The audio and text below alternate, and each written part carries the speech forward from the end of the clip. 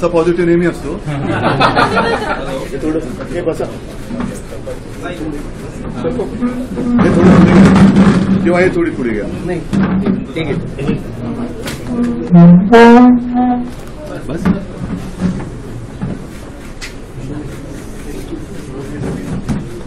आम्हाला खिशात का टाकून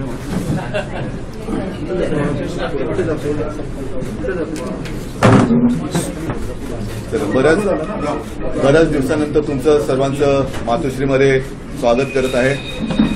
आणि आज मातोश्रीमध्ये तुम्हाला सर्वांना सन्मानाने बोलवलेलं आहे.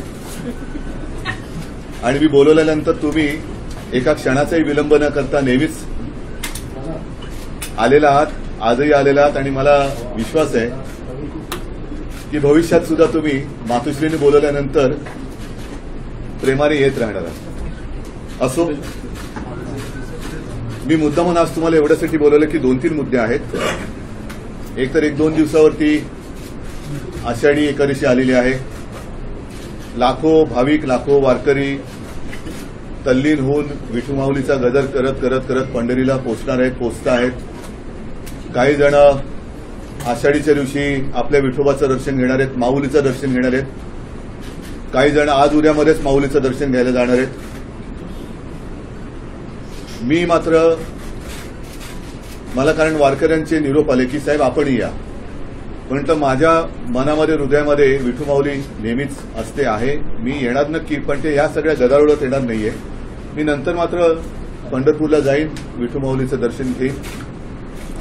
तूर्त या सगळ्या गदारोळीच्या आधी काही 2-3 मुद्दे मला स्पष्ट करायचे आहेत. एक तर आज जरा मी थोडं सकाळच्या वेळेला शांत राहिलो. तुम्ही बघितलं असाल की तशी मातोश्रीच्या बाहेर मी कोणाला आज बोलवलं नाही, कारण काल रात्रीपर्यंत गेले 8-10-15 दिवस अव्यवहारपणे गर्दीची रीग आणि सैनिकांचे, सामान्य जनतेचे लोंढेच्या लोंढे येत आहेत. त्यांच्याशी मी सर्वांशी बोलतोय. आणि ते बोलता बोलता साहजिकच आहे की सगळेच जण, सगळ्यांच्या डोळ्यात अश्रू आहेत, भावना दाटून आलेल्या आहेत. शिवसेना प्रमुखांचं एक वाक्य नेहमी लक्षात ठेवण्यासारखं असतं की त्यांनी मागे एकदा बोलले होते की त्यांना कोणीतरी विचारलं तुम्हाला काय वाईट वाटते की नाही वाटत. ते म्हणाले की माशाच्या डोळ्यातले अश्रू कधी कोणाला दिसत नसतात. भावना मलाही आहेत, वाईट मलाही वाटलेलं आहे. त्याबद्दल मी बोललेलो आहे, आजही बोलेन, उद्याही बोलेन. पण हे बोलताना मी माझ्या सैनिकांवरती दडपण वाढेल असं जर बोलत राहिलो तर मी बरोबर करत नाहीये. जे मुळामध्ये दडपण येण्याची शक्यताच नाहीये ते दडपण हलकं करणं आणि ते दडपण नाही आहे हे सांगणं माझं काम आहे. आणि ते करताना थोडंसं काही वेळेला एक किंचित म्हणजे कोणीतरी म्हणाल की तुम्हाला सुद्धा या विषयामध्ये गंमत कशी सुचते. गंमत सुचण्याचा प्रश्न नाही की वातावरण हलकं करण्याचा हा विषय असतो. जसं मी आता आपल्याशी बोलायला सुरुवात करण्याच्या आधी माझ्या तोंडावरती मास्क होता. गेल्या आठवड्यापर्यंत म्हणजे 1-2-4 दिवसापूर्वीपर्यंत मी कोविड पॉझिटिव्ह होतो. 2 दिवसापूर्वी डॉक्टर चेक करायला आले. मला म्हणाले सगळं साहेब तुमचं आता ओके आहे, पण तुम्हाला पोस्ट कोविड काय त्रास झाला का. म्हटलं मला जो त्रास झाला तो कदाचित कोणाला झाला नसेल, कारण पोस्ट कोविड झाल्यानंतरच ह्या सगळ्या घडामोडी झाल्या. हे एक वेगळं लक्षण म्हटलं तुमच्या वैद्यकीय याच्यात लिहून ठेवायचं तर ठेवा की ज्याला कोविड झाला त्यालाच त्रास होतो अशातला भाग नाही. पण त्याची जे हे असतं त्यांना पण काय होतं, डोक्याला काय त्यांच्या विक्षिप्तपणा येतो, हा एक भाग झाला. एक चर्चा चाललेली आहे ती म्हणजे शिवसेनेच्या चिन्हाबद्दल. मला त्याबद्दल तुम्हाला मुद्दामून मी बोलवलं. धनुष्यबाण.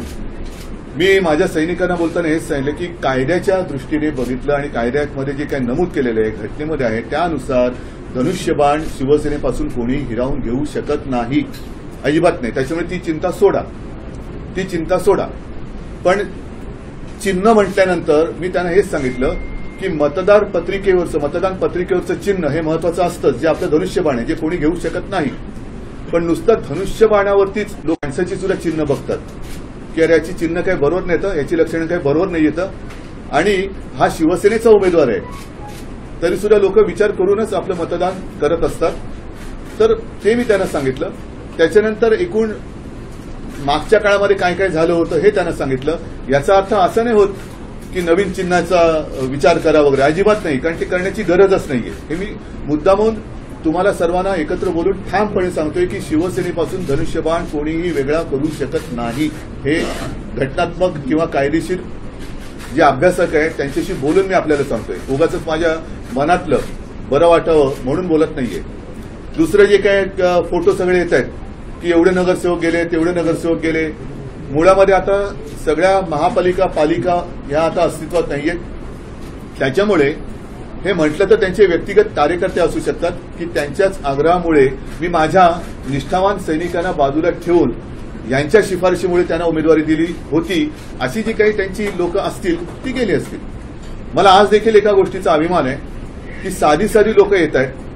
अगदी काल परवाकडे आपण बघितलं असाल की शिवसेना भवनमध्ये राज्यातल्या सर्व महिला जिल्हा प्रमुख आल्या होत्या आणि त्या सुद्धा कशा वाहिडीसारख्या बोलत होत्या, पण त्यांच्या डोळ्यामध्ये अश्रू होते. साधे सुद्धा शिवसैनिक येत आहेत, त्यांच्या रोजीरोटीचा हा प्रश्न आहेच. ज्यांचं तळहातावरती पोट आहे, म्हणजे यांच्याकडे साध्या म्हणजे उत्पन्नाचं काही साधनही नाहीये, अशी साधी लोक ही येत आहेत, रडतायत. एका गोष्टीचा नक्कीच अभिमान होता आणि आहे, तो म्हणजे शिवसेनेने आजपर्यंत कोणाची पार्श्वभूमी राजकीय आहे काय आहे याचा विचार न करता साध्या साध्या माणसांना मोठं केलं. अगदी साधी, मग त्याचा मला काही उल्लेख करण्याची गरज नाहीये. साधी माणसं ती मोठी केली आणि तोच आमचा एक अभिमानाचा विषय आहेच. मी होता म्हणणार नाही, कारण आज सुद्धा ज्यांना या साध्या लोकांच्या मेहनतीने मोठेपण मिळालं, ही लोक मोठी झाली, ती मोठी झालेली माणसं गेली, पण ज्यांनी मोठं केलं ती मोठ्या मनाची आणि मोठ्या हिमतीची साधी माणसं ही आज देखील शिवसेनेसोबत आहेत. आणि ही जोपर्यंत शिवसेनेत आहेत तोपर्यंत शिवसेनेच्या भवितव्याला काहीही कोणीही धोका पोहोचू शकत नाही. मग मुद्दा काय येतो की शिवसेना कोणाची? शिवसेना ही आहे ती आहेच. ती कोणी असं शिवसेना म्हणजे एखादी काही गोष्ट नाहीये की घेऊन पळत सुटला, कोणी चोरून नेऊ शकेल अशी शिवसेना नाहीये. एक जो फरक आहे की विधिमंडळ पक्ष आणि मी म्हणेन थोडक्यात बोली भाषेत रस्त्यावरचा पक्ष.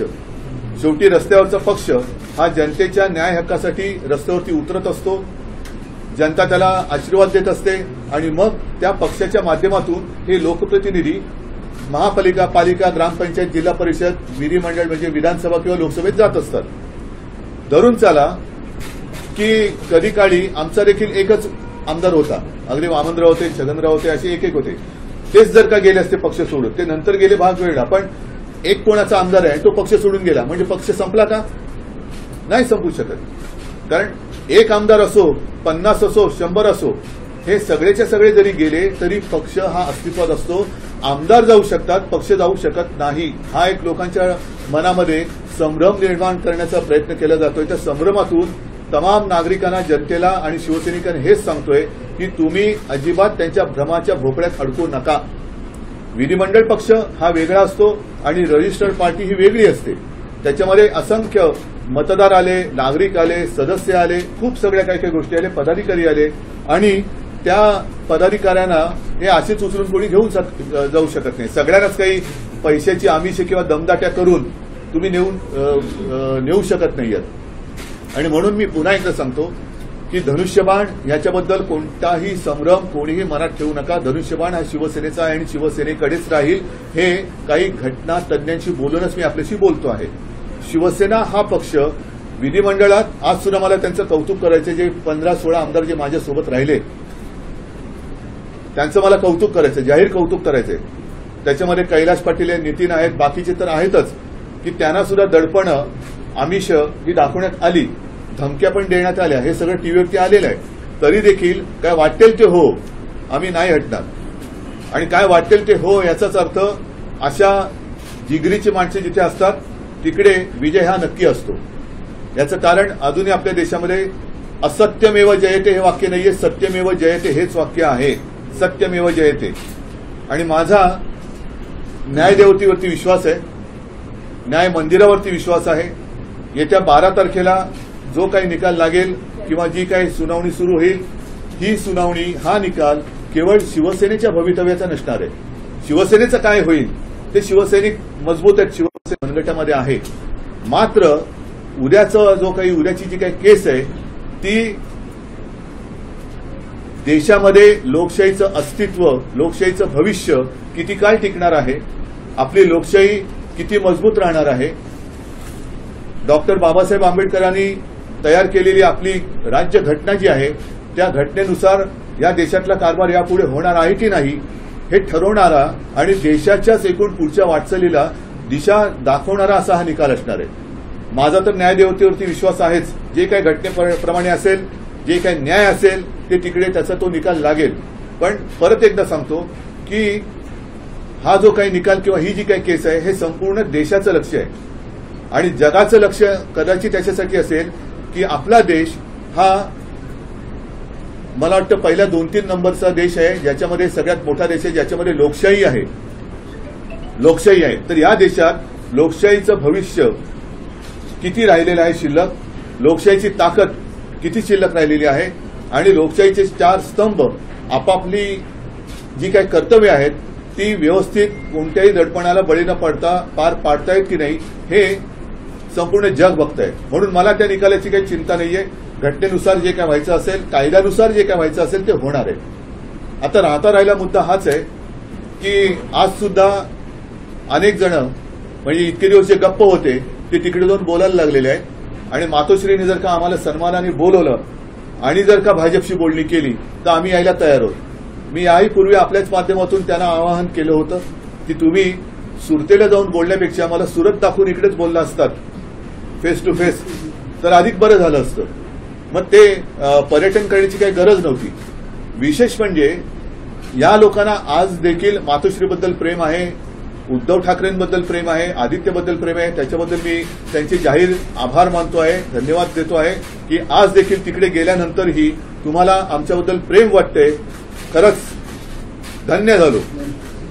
पण हे प्रेम जे तुम्ही आत्ता दाखवताय तेच प्रेम गेले 2-2.5 वर्ष जी लोक, जो पक्ष याच घराला, याच घराण्याला, मला, माझ्या कुटुंबियांवरती अश्लाघ्य आणि विकृत भाषेमध्ये जी टीका करत होती तेव्हा कोणाचीही दातखीळ उचकटली नव्हती. यांच्यापैकी एक जण सुद्धा त्याला विरोध होईल असं बोलला नव्हता. मग ज्यांनी ही सगळी विकृत भाषा अडीअडचणी निर्माण कशा करता येतील किंवा ही आम्हाला कुटुंबियांना आजपर्यंत ज्यांनी कोणाची बोलण्याची हिंमत नव्हती अशा अत्यंत विकृत, कारण विकृतपेक्षा आणखीन वाईट शब्द मला तरी काय आठवत नाहीये. विकृतपेक्षा आणखीन काही वाईट शब्द असेल तर मला काय आता आठवत नाहीये. पण ज्यांनी टीका केली त्यांच्या मांडीला मांडी लावून तुम्ही बसता आहात, त्यांच्या गाठी भेटी घेत आहात, त्यांना मिठ्या मारता आहात. मग हे प्रेम तुमचं खरं आहे का तकलादू आहे?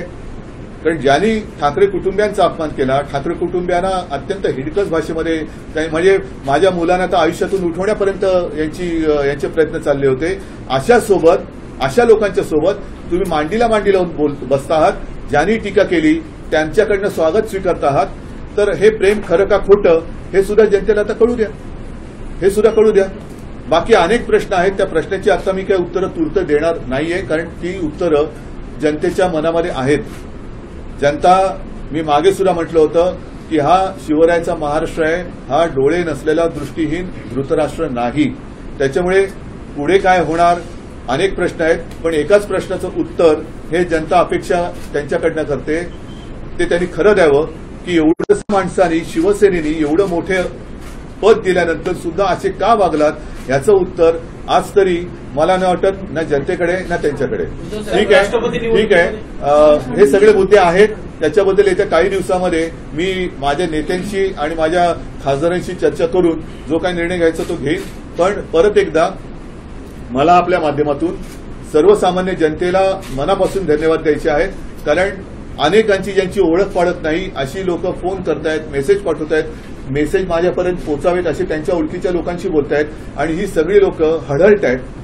त्यांना जे काही घडलं हे मान्य नाहीये आणि म्हणून मी पुन्हा एकदा सांगतो की हे असे खेळ करत बसण्यापेक्षा परत एकदा विधानसभेची निवडणूक घ्या. जर आम्ही चुकलो असू तर लोक, परत सांगतो हे मी मागे बोललोय, जर आम्ही चुकलो असू, भारतीय जनता पक्षाने तेव्हा घात केला म्हणून आम्ही महाविकास आघाडीला जन्म दिला. आज जे काही त्यांनी घडवलेलं आहे हे 2.5 वर्षापूर्वी जर केलं असतं तर ते सन्मानाने झालं असतं आणि जे काही खर्चाचे आकडे येत आहेत 1000 कोटी 2000 कोटी मला नाही माहीत 3000 कोटी हे फुकटात झालं असतं. हे फुकटात झालं असतं. म्हणजे जी गोष्ट सन्मानाने झाली असती ती घातपाताने का केली आणि जी गोष्ट दिलदारपणाने झाली असती ती एवढा खर्च करून त्रास घेऊन का केली हा एक विषय आहे. तरी देखील मला असं वाटतं विधानसभेच्या निवडणुका व्हायला पाहिजेत. आम्ही जर का चूक केली असेल तर जनतेचा निर्णय आम्हाला शिरसावत नाही आहे. आम्ही घरी बसू आणि ते जर चुकले असतील तर जनता त्यांच्याबाबत जो काही निर्णय घेईल तो आम्हाला मान्य आहे. सगळ्यांना परत एकदा धन्यवाद देतो आणि तूर्त काही दिवस मी प्रश्नोत्तरं करण्यापेक्षा थोडंसं माझं मनातल्या ज्या काही गोष्टी आहेत त्या बोलत जाईल. कारण मला कुठेही वादविवाद होऊ द्यायचा नाहीये. माझ्याकडनं मी शांतपणाने चाललेलो आहे. परत एकदा सांगतो, सन्मानाने बोलवावं तर यापूर्वी सुद्धा मी आवाहन केलेलं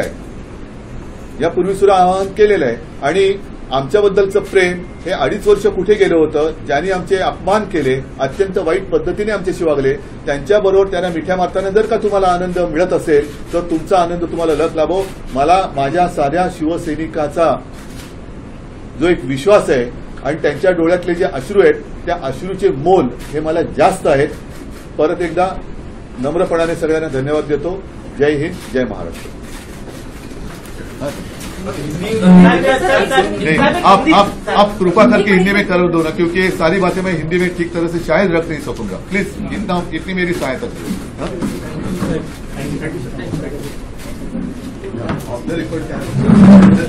एका परत तुम्हाला नीट बोलतो शांतपणाने.